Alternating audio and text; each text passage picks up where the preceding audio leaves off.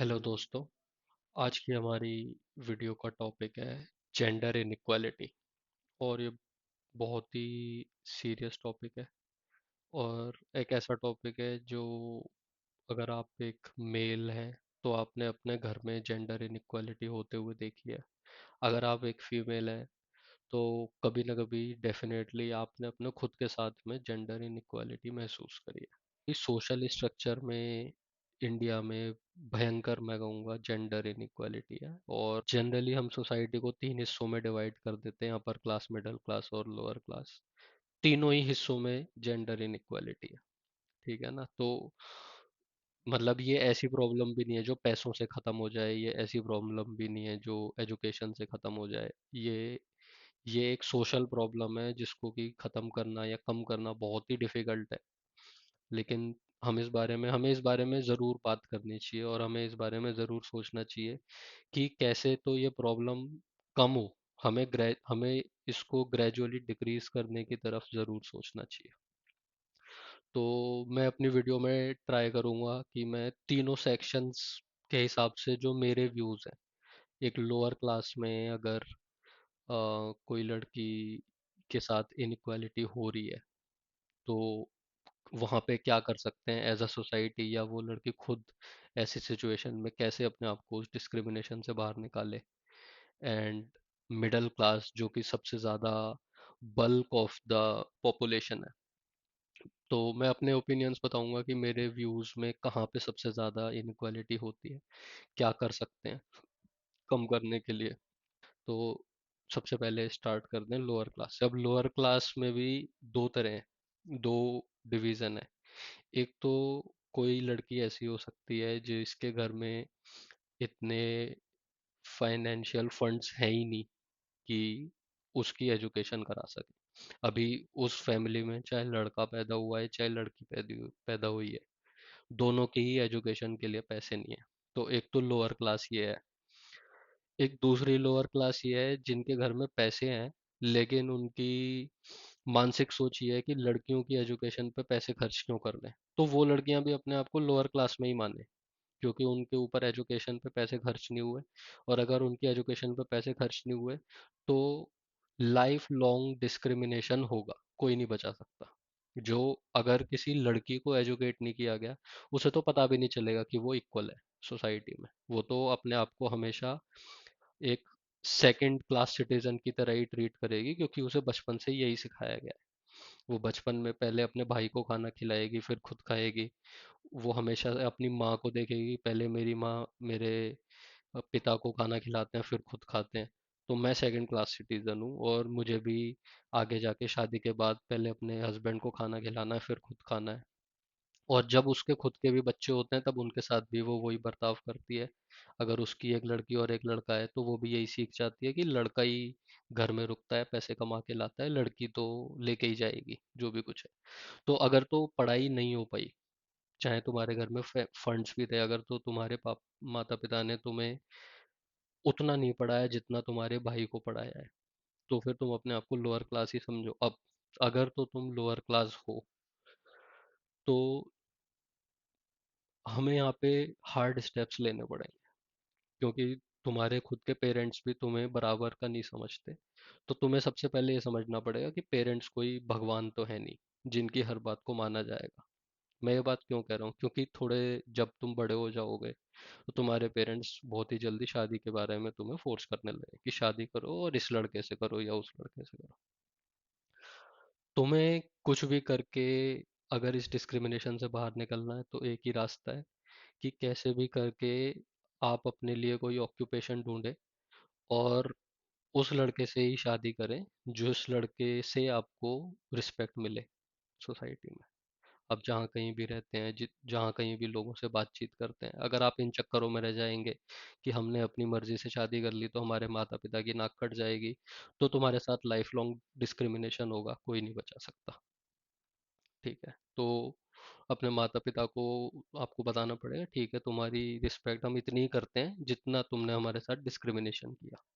ठीक है ना? जितना ज़्यादा तुमने डिस्क्रिमिनेशन किया उतनी ज़्यादा रिस्पेक्ट करते हैं। तो लोअर क्लास के लिए तो मेरे मेरे पास तो यही आइडिया है। अगर किसी को एजुकेशन नहीं मिल पा रही, और इसलिए नहीं मिल पा रही क्योंकि उसके पेरेंट्स ही उसके साथ डिस्क्रिमिनेट कर रहे हैं, तो उसे भी अपने पेरेंट्स को कभी ना कभी ये बात समझानी पड़ेगी कि म- मैं भी बराबरी की हकदार हूँ हर चीज़ में। अच्छा, सेकंड पॉइंट हमारे पास है मिडिल क्लास का। अब मिडिल क्लास में मेरी जो ऑब्जर्वेशन है ज़्यादातर लोगों के साथ, वो ये है कि लड़कियों के पेरेंट्स उनके साथ डिस्क्रिमिनेशन नहीं करते। तो जब तक तो वो अनमैरिड है, तब तक उन्हें एटलीस्ट अपने घर वालों के थ्रू डिस्क्रिमिनेशन नहीं फेस करना पड़ता। वो उन्हें उतना ही पढ़ाते हैं जितना अपने बेटों को पढ़ाते हैं। कई बार लड़कियां, कई बार क्या, ज़्यादातर केस में लड़कियों का पढ़ाई की तरफ ज़्यादा रुझान होता है, रुचि होती है, तो वो अपने भाइयों से ज़्यादा भी पढ़ जाती है।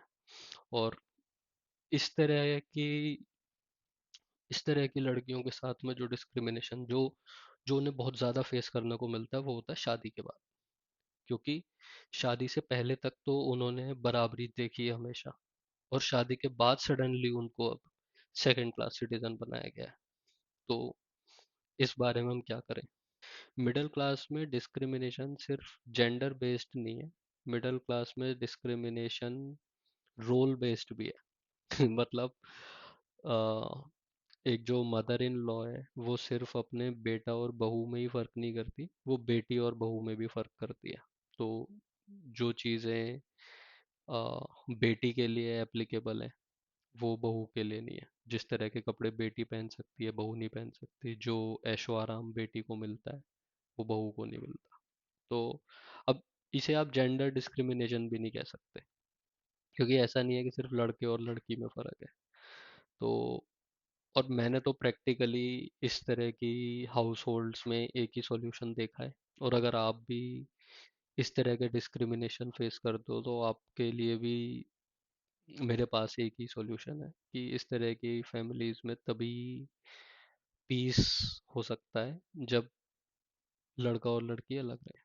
अब ये हमारे इंडियन कल्चर के बहुत अगेंस्ट चली जाती है। हो सकता है कुछ लोग मेरे को इस बात के लिए बहुत बुरा भला भी बोले, लेकिन सच्चाई यही है कि जितने ज़्यादा लोग एक ही घर में इकट्ठा होकर रहते हैं, उनमें आपसी मतभेद उतने ही ज़्यादा होते हैं। और मतभेद करने के लिए जो अधिकार चाहिए होता है, वो डॉटर इन लॉ को तो एक फैमिली के अंदर मिलता भी नहीं है। मतलब उसको तो अपनी बात कहने का हक भी नहीं रहता मिडिल क्लास के अंदर। जो लड़कियां शादी से पहले अपने घर को खुद चलाती थी, उनके घर में उनके पेरेंट्स उनको हर बड़े डिसीजन का पार्ट बनाते थे। कौन सी गाड़ी खरीदनी चाहिए, कहाँ घर लेना चाहिए, या कौन से कॉलेज में पढ़ाई करनी चाहिए, छोटे भाई को किस कॉलेज से पढ़ाई करानी चाहिए। शादी से पहले वो उन सारे डिस्कशंस का पार्ट बनती है, और शादी के बाद सडनली उनको तो ये बोल दिया जाता है कि तुमसे कोई पूछ भी नहीं रहा, अपना काम करो, जाओ जाके खाना बनाओ। है ना? तो वो ये मिडिल क्लास की सच्चाई है। और इस चीज़ पे मिडिल क्लास को बड़ा प्राउड भी फील होता है कि हम तो बड़े कल्चर्ड हैं, ये हमारा पार्ट ऑफ कल्चर है। तो जैसा मैंने पहले बोला, इसका तो एक ही सॉल्यूशन मैंने ऑब्जर्व किया है कि जो लोग अपनी फैमिली को न्यूक्लियर लेके चले जाते हैं, वही पीसफुली रह पाते हैं। वरना इतनी लड़ाइयाँ होती हैं कि कभी कभी बात डोमेस्टिक वायलेंस तक चली जाती है, या सुसाइड तक चली जाती है। ये सब होता है। अगर आप पढ़े लिखे हैं ऑलरेडी, आपको ये पता है कि आप बराबरी के हकदार हैं। हर टाइम कोई आपको को नीचा दिखाने की कोशिश कर रहा है, तो वैसी जगह से हट जाना ही अच्छा है। सबके लिए ही अच्छा है, आपके लिए भी और दूसरे लोगों के लिए भी। प्रैक्टिकल सॉल्यूशन तो यही है। यहाँ पे कोई कहानी घर घर की, या क्योंकि सास भी बहू थी सीरियल की तरह आप एक आइडियल बहू बन जाओ, सबका दिल जीत लो, वो एकता कपूरी करवा सकती है, आप नहीं कर पाओगे। तो मिडिल क्लास के लिए मेरे बारे में यही सोचना है। एक तो ये, और दूसरा, अब जिस लड़की की शादी हो गई और शादी के बाद उसे पता चल रहा है कि भाई मेरे साथ इनइक्वालिटी हो रही है, उसके लिए डिस्क्रिमिनेशन कम करने का सबसे अच्छा तरीका ये है कि वो कुछ भी करके अर्निंग स्टार्ट करे, वो इंडिपेंडेंट बने। क्योंकि इस तरह की मिडिल क्लास फैमिलीज में जो सीधा सीधा रूल है, वो ये है कि जो घर में पैसे कमा के ला रहा है, he has the higher power. ठीक है ना, लड़कियों की अथॉरिटी सिर्फ इतने ही रह जाती है कि क्या सब्जी बनेगी, इससे ज़्यादा अथॉरिटी नहीं रखते। तो अगर आपको चाहिए कि आपकी अथॉरिटी बने घर में, तो आपको हाईएस्ट लेवल तक पढ़ाई करनी है, जितनी ज़्यादा से ज़्यादा हो सके।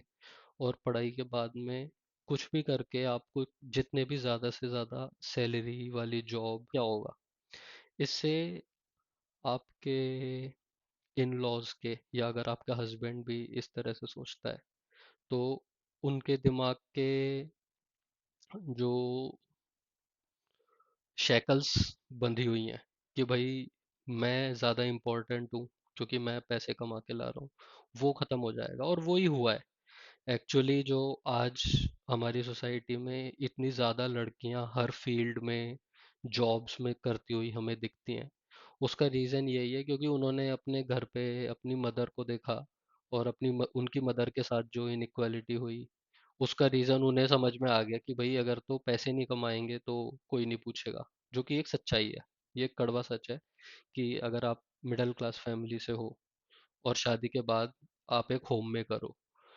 तो आपकी रिस्पेक्ट नहीं होगी उस घर में। और अगर आपकी रिस्पेक्ट होती है तो आप बहुत लकी हो। आपकी रिस्पेक्ट नहीं होगी, और तब तक नहीं होगी जब तक आप अर्न नहीं करने लगोगे। अर्न करने के बाद भी ऐसा नहीं है कि आप इक्वल आगे बैठ जाओगे, क्योंकि वो डिपेंड करेगा आपके हस्बैंड के ऊपर, वो आपको कितना सपोर्ट करता है। लेकिन आपकी तरफ से डेफिनेटली फैमिली को पुशबैक मिलेगा। वो आपको उतना नहीं सप्रेस कर पाएंगे जितना वो एक 100% होम मेकर को कर सकते हैं। अच्छा, जेंडर डिस्क्रिमिनेशन अपर क्लास में भी ज़रूर है, और इसका एक एग्जाम्पल है करिश्मा कपूर। अभी किसी के पर्सनल लाइफ के बारे में कमेंट करना अच्छा नहीं है, लेकिन जो फैक्ट्स हैं सबके सामने थे कि शादी के बाद में उनके साथ में डोमेस्टिक वायलेंस तक हुआ। तो मतलब ये, मेरे हिसाब से ये डिस्क्रिमिनेशन का हाईएस्ट पॉइंट होता है जब डोमेस्टिक वायलेंस उसका पार्ट बन जाए। तो वो इतनी बड़ी एक्ट्रेस, पूरे कंट्री में इतनी फेमस एक्ट्रेस, इतनी अच्छी फैमिली से बिलोंग करती थी, और उनके साथ भी ऐसा हो गया। और मुझे ऐसा लगता है उसका रीज़न ये है कि चाहे वो किसी भी क्लास की लड़की हो, उसके पेरेंट्स की टेंडेंसी ये रहती है कि लड़की हमेशा अपने से अच्छे घर में जाए। अगर लड़की खुद 10,000 रुपये या 20,000 रुपये कमा रही है, तो वो जिस लड़के से शादी करे वो लड़का उससे ज़्यादा कमाता हो, 50,000 कमाता हो, 1 लाख कमाता हो। और डेफिनेटली ये अपर क्लास में भी होता है। जो लोग बहुत अमीर होते हैं वो भी यही चाहते हैं कि भाई हमसे भी अमीर घर में लड़की जाए। अभी थोड़े दिनों पहले नेटफ्लिक्स पे एक सीरीज आई थी, आ, उसमें उन्होंने कई सारी शादियां दिखाई थी। उन शादियों में भी एक अच्छी खासी अमीर फैमिली की जो आंटी थी, उन्हें अपने लड़के की शादी करनी थी, और उन्होंने कह दिया था कि मुझे तो होम मेकर लड़की चाहिए। तो जो जो कोई भी फैमिली की ये डिमांड है कि उन्हें होम मेकर चाहिए, वहां आप ये सोचो कि इक्वेलिटी मिलेगी तो भूल जाओ। जो जो पहले ही बता दे रहा है ना कि होम मेकर चाहिए, वो आपको पहले ही बता दे रहा है कि इक्वेलिटी मत सोचना, आप एक सेकंड क्लास सिटीजन की तरह आओगे हमारे घर में, है ना। और अपर क्लास में भी इस तरह की डिमांड्स होती हैं। अच्छी से अच्छी सोसाइटी में ये बोल देते हैं हमें तो घरेलू लड़की चाहिए। इस तरह की बात करते हैं। तो घरेलू लड़की चाहिए का मतलब यही है कि भैया अपनी एक्सपेक्टेशन सेट कर लो, तुम बराबर नहीं हो।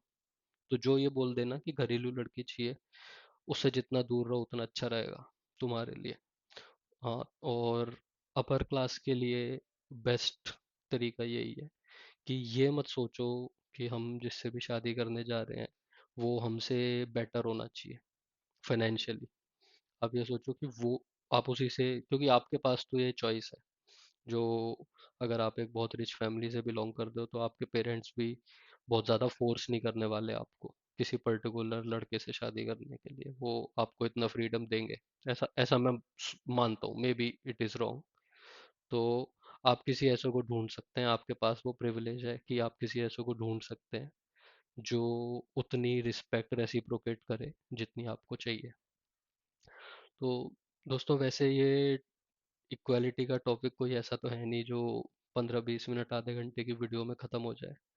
लेकिन वीडियो को बहुत लंबा रखना भी अ, अच्छा नहीं है, तो आप इस वीडियो पे हमें कमेंट्स में बताइए कि आप किन पॉइंट से बिल्कुल एग्री नहीं करते, और हम उस बारे में ज़रूर बात कर सकते हैं।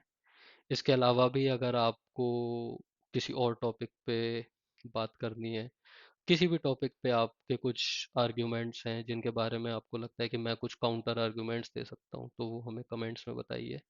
और वीडियो देखने के लिए आपका बहुत बहुत धन्यवाद। Thank you.